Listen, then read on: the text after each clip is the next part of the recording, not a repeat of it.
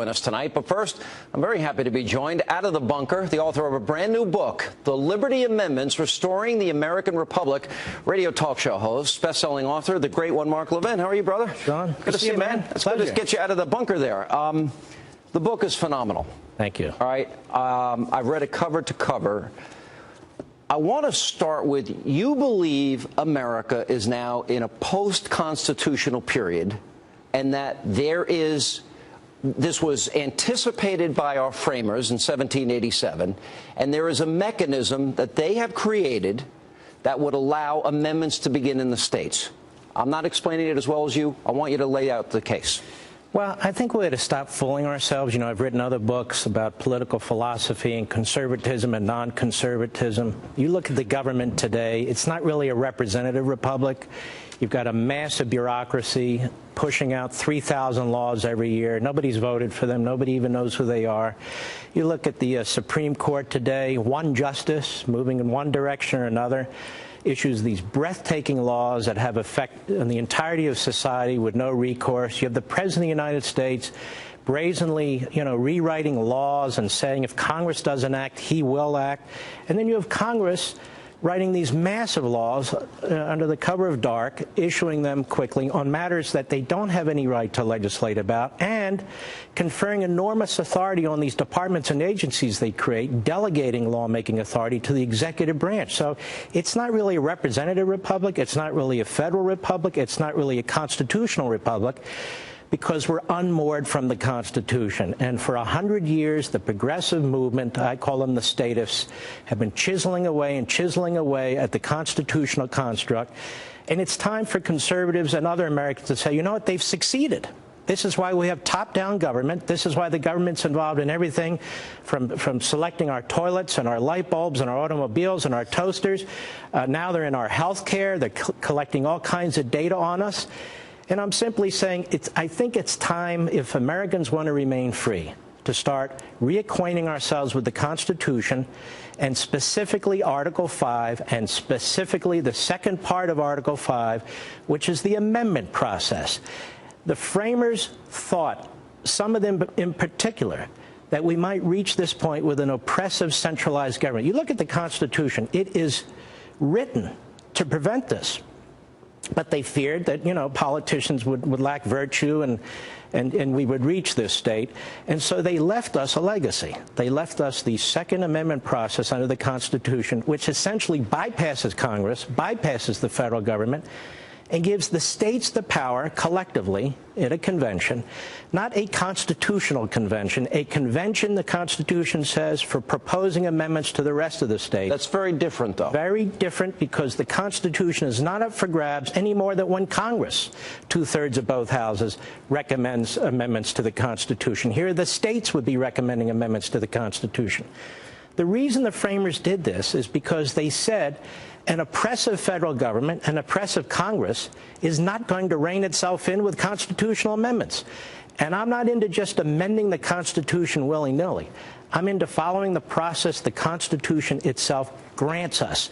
We are the progeny of the framers of the Constitution. This is our heritage. And we can beg senators and congressmen to reform themselves all we want. It doesn't appear they're prepared to do it. We can beg the Supreme Court not to issue outrageous decisions based on their own policy preferences. They ignore us. The President of the United States could care less what we think. So this is a way, the framers believed, for the grassroots, the people engaged with state delegates and state senators to begin a long process of taking our country back. This is an answer to all those people that are watching the statists create this all-powerful central government, an assault on individual liberty, and all the people that say, what can we do? This is the answer. Now, Article 5 provides two methods to make these amendments. I want you to explain in total what that means, because it's only been used one way historically. Right. 27 amendments. It's only been used the one way, where it initiated in Congress. Explain the second way. Well, 2/3 members of both houses of Congress can propose amendments, send them to the states, and you need 3/4 of the states to ratify them to become part of the Constitution. There's another way. The second way, that's never actually been tried in an effective manner, it's never actually been done, but it has as much legitimacy and authority as the other method. And it bypasses Congress. Essentially, you need 2/3 of the states to inform Congress that they're going to hold a convention for the purpose of proposing amendments, just as if Congress has a meeting and proposes amendments. And at that convention, amendments can be debated and discussed and so forth, but they don't become part of the Constitution unless 3/4 of the states, when presented with them, adopt the amendments. And I would just say to some skeptics, not a lot, but some skeptics who claim to be conservatives and constitutionalists, but are basically rhinos and who like the status quo, this is the process the Constitution provides for occasions like this. If you support federalism, I mean, now's the time to do it. If you think states should have more authority, now's the time to do it.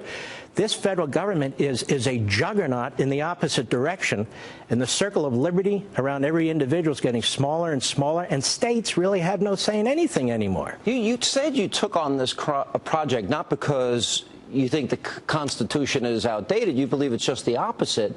But the statists have been so successful, you say, that they have disfigured and dismantled the Constitution. Now, you propose a series of amendments. You actually write them out. You call them the Liberty Amendments.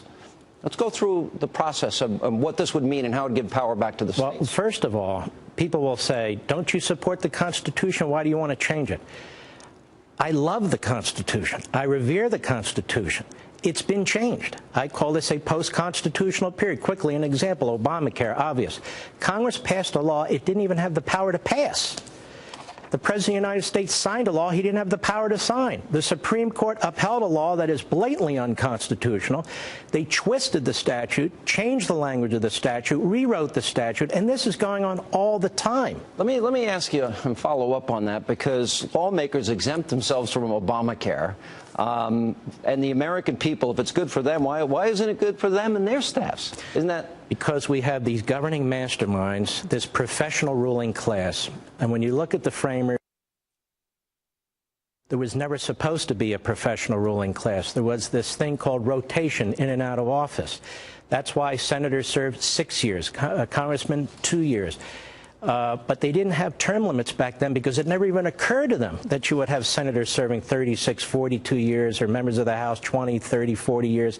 It didn't even occur to them. They felt strongly in a citizen legislature. And it's interesting. Thomas Jefferson, who was not at the Constitutional Convention, one of the complaints he had about the Constitution, and he ended up supporting it, was this issue of rotation. He thought members of the House shouldn't serve more than 1 year. And interestingly, just on that one subject, in most of the 1800s, members of the House served 2 years, and that was it. 50% of them, there was turnover. So I hear people saying, what about continuity? Continuity of what? This? All right, stay right there. The great one, Mark Levin, is called The Liberty Amendments.